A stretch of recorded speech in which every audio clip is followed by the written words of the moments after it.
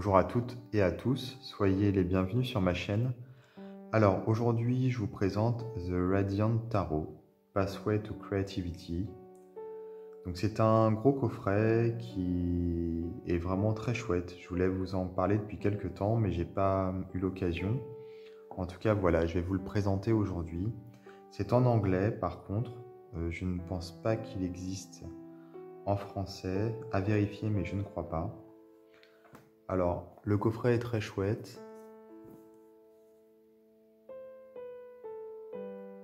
Il est paru chez Weather Books.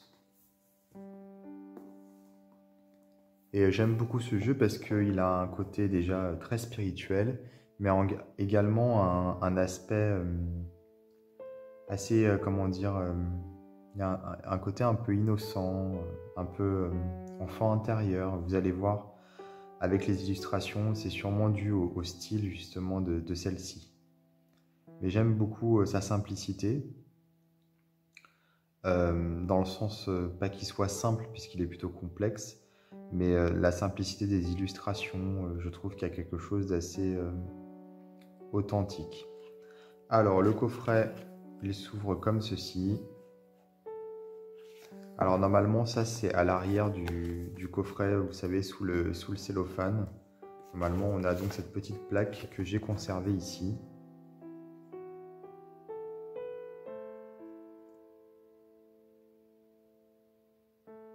Alors l'illustratrice, c'est Alexandra Eldridge. Et celui qui a écrit les textes, l'auteur, c'est Tony Bernstone. On a un gros bouquin, comme vous pouvez voir. J'ai pas eu le temps de m'y pencher, comment dire, à 100% sur le bouquin, mais de ce que j'ai pu lire, je le trouve très intéressant.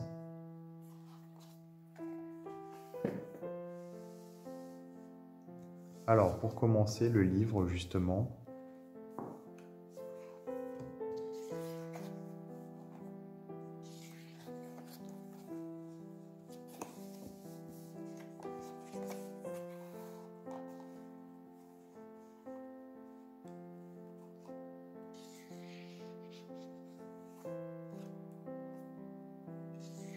nous avons donc le sommaire, la préface de l'artiste,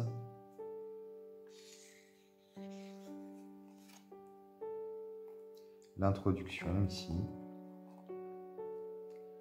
Alors avec des différentes manières qui sont proposées dès le début de l'introduction pour utiliser le jeu.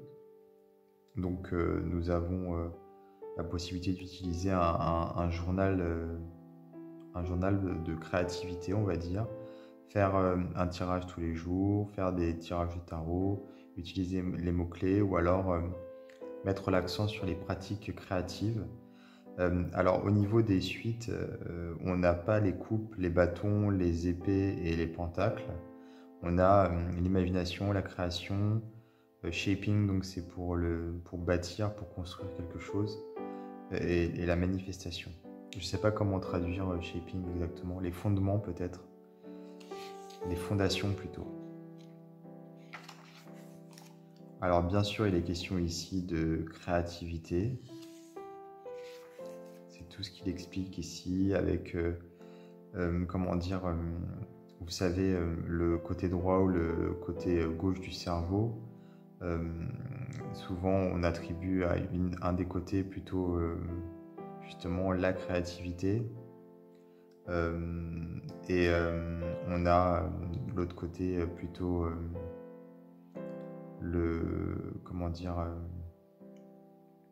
c'est le côté droit en fait pour la créativité et le côté gauche plutôt pour la logique et l'aspect rationnel. C'est ce qu'on a, enfin c'est l'idée répandue en fait, hein, que les personnes qui utilisent leur côté droit, c'est les personnes créatives et les autres le côté gauche. Sauf que c'est pas si simple que ça finalement, puisque des personnes créatives utilisent plus leur côté gauche, donc je crois que... Non, leur côté droit, pardon. Donc du coup, c'est pas forcément tout noir ou tout blanc. Donc la créativité pour pouvoir se transformer. Ici, justement, comment utiliser un journal créatif. Ici, il y a différentes méthodes de tirage qui sont proposées. Et voilà, ici, nous avons donc les significations des cartes.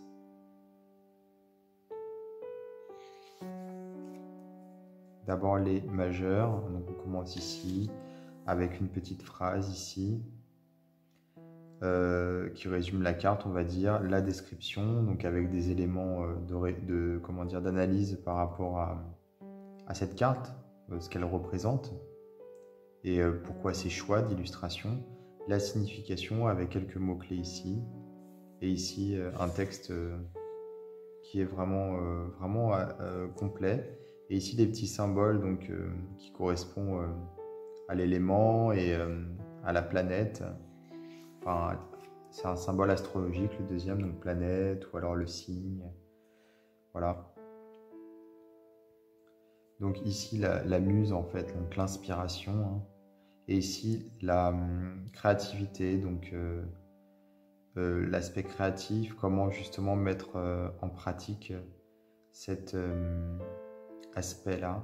Et ici l'astrologie, donc le symbole R et la planète Uranus, c'est les deux petits symboles justement que je vous ai montré juste avant. Et donc pour chaque carte, on va avoir toutes ces informations qui sont proposées, c'est complet, c'est intéressant et donc l'accent ici est mis sur la créativité, l'imagination. C'est pour ça qu'il y a cet aspect aussi, ce côté enfant, innocence, enfant intérieur. C'est sûrement à cause de justement la créativité et l'imagination, souvent associées au monde de l'enfance. Puis nous avons les arcanes mineurs ici. Donc il y a un petit peu moins de texte, hein, mais à peine finalement. Les mineurs sont moins sympas par contre. Les majeurs sont vraiment chouettes.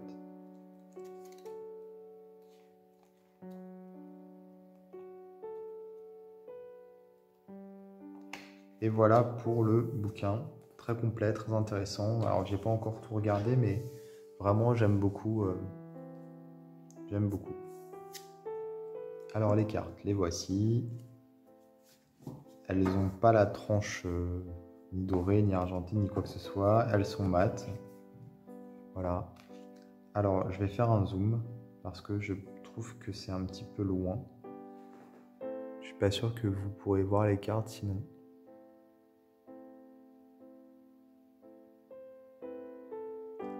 Voilà, je pense que là c'est mieux. Donc le dos, vous l'avez juste là.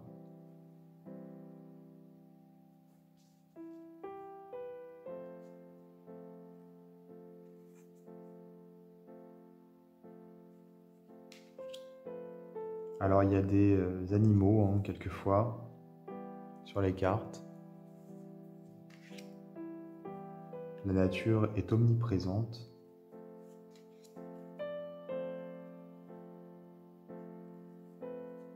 Ici on retrouve la carte qui est sur le coffret.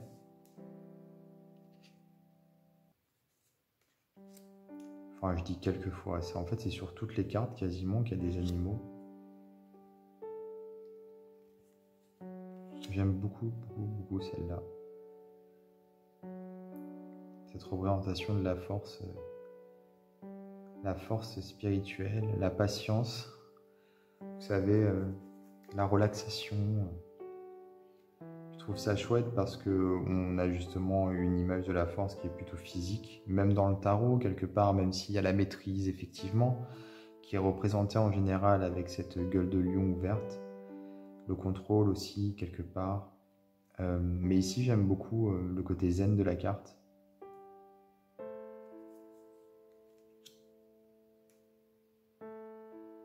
Celle-ci est très belle aussi.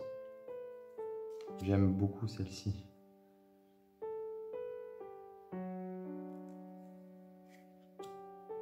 Ouais, celle-ci aussi, hein. Vraiment, vous voyez, elles sont hyper fortes au niveau de la signification, avec cette pesée du cœur qui fait écho à l'Égypte ancienne.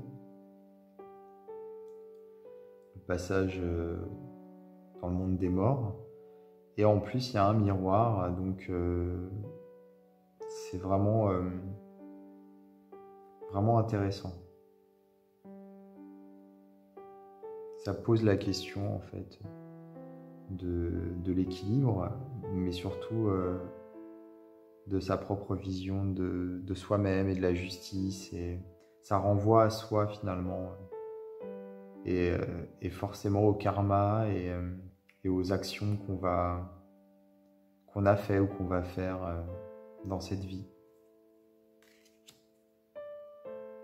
Donc le pendu ici.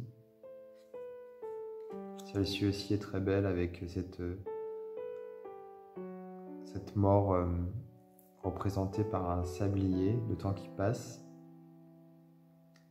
Et donc cette fleur qui pousse à travers les crânes qui s'entassent vers le bas.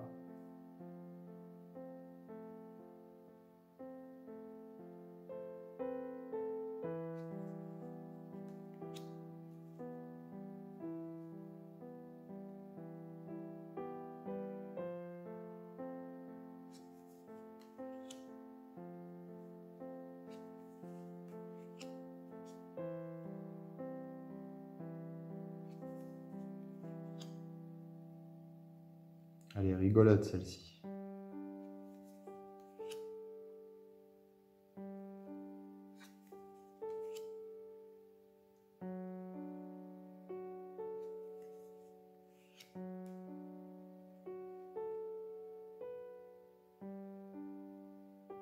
Alors ici, ce n'est pas les morts qui renaissent comme sur la carte du tarot de Marseille, le jugement, mais ici c'est également, il y a une forme de renaissance à travers cette image du papillon, et qui n'est pas exactement la même.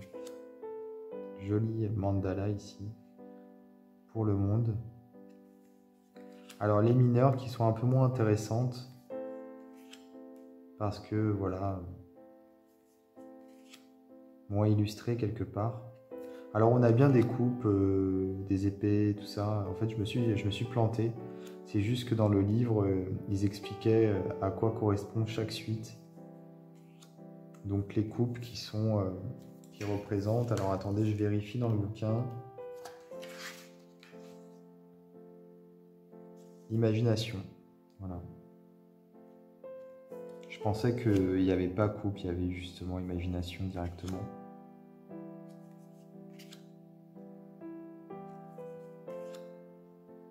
Avec des colombes.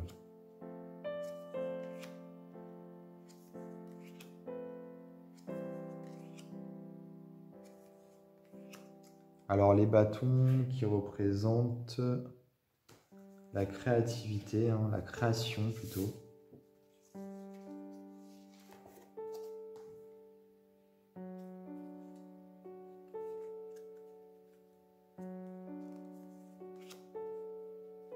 Avec ce ciel ensoleillé, le soleil justement qui est là pour nous guider.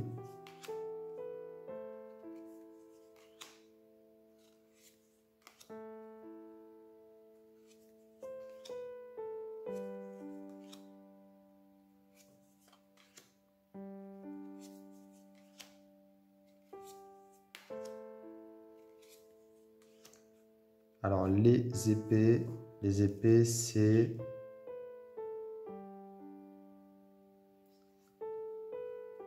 le fondement, la construction, c'est shaping, donc c'est bâtir en fait, le bâtissement. Je sais pas trop comment le traduire encore une fois. Le façonnement.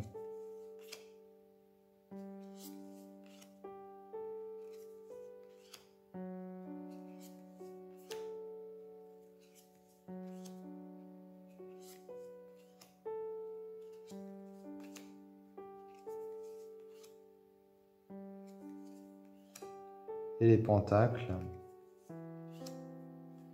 qui représente la manifestation.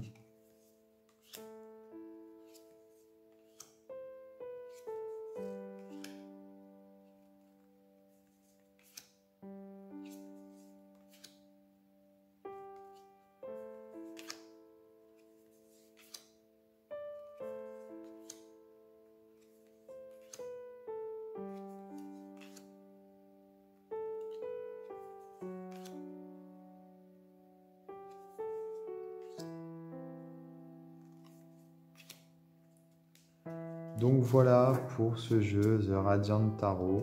Gros coup de cœur, très chouette. Alors j'espère que cette vidéo vous aura plu.